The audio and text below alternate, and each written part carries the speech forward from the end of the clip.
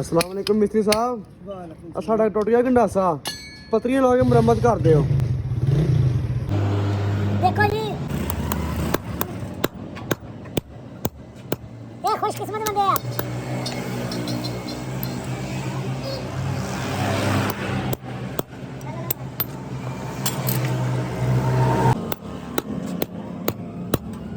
कोई क्या कर गलत ना कितना पैसे मिल जाए।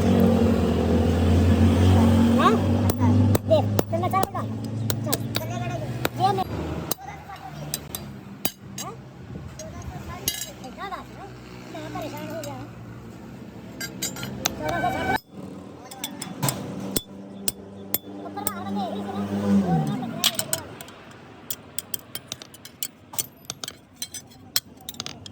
अरे दस्ता काटो जलन लो हो गया और मेरी साहब